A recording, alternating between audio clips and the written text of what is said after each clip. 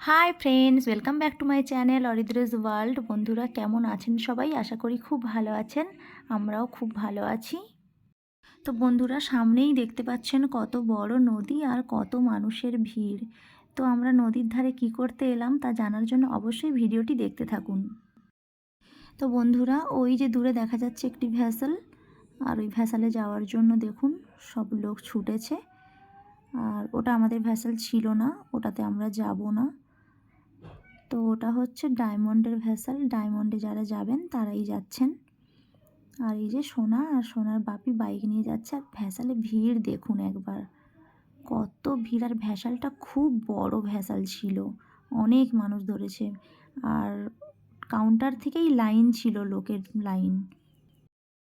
তো বন্ধুরা, এখন এই যে ডায়মন্ডের ভ্যাসেলটি ছেড়ে চলে যাচ্ছে।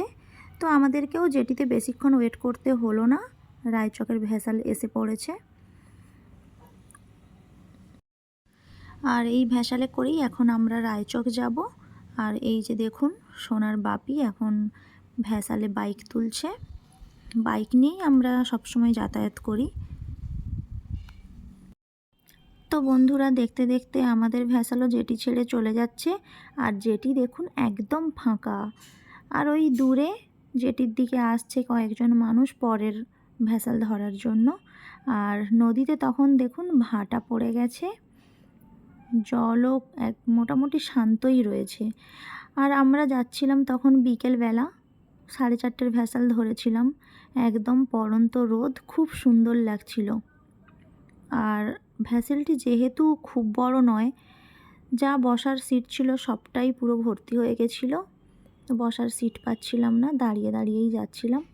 তো একটু জায়গা করে সোনাকে বসিয়েছিলাম, ওই সোনা বসে আছে।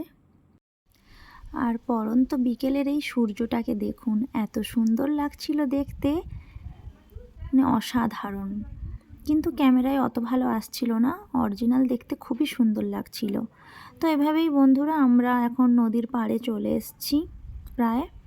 আর এই যে দেখুন রায়চকের নদীর ধার, আর এই হচ্ছে রায়চকের জেটি ঘাট। তো জেটি ঘাটে এসে গিয়েছে ভ্যাসেল, এখন আমরা নেমে যাব এখান থেকে। তো বন্ধুরা, ভ্যাসেল থেকে নেমে আমরা এই যে এখন জেটি ঘাটে দাঁড়িয়ে আছি, সোনার বাপির জন্য অপেক্ষা করছি। কেননা সোনার বাপি ভ্যাসেল থেকে বাইক নামাবে, তারপরে আমরা যাব। কারণ আমার কাছে টিকিটগুলো সব রাখা আছে, তো ওখানে টিকিট দেখিয়ে তারপরে যেতে হবে। তো সেই জন্য আমরা অপেক্ষা করছি একসঙ্গে যাব বলে। বন্ধুরা, বিকেলবেলা নদীর পাড়ের এই দৃশ্য দেখতে সবারই খুব ভালো লাগে। আর অনেক দিন পর আমরা এরকম দিনের আলোতে যাচ্ছি, না হলে প্রায় টাইমই আমাদের রাত হয়ে যায় যেতে। আর যেহেতু খুব ঠান্ডা, সেই জন্য তাড়াতাড়ি বেরিয়েছিলাম, কেননা বেশি রাত হলে খুব ঠান্ডা লাগবে বাইকে।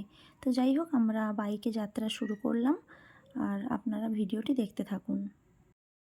তো বন্ধুরা, এদিকে সন্ধেও হয়ে এসছে, আর অনেকটাও ঠান্ডাও লাগছিল।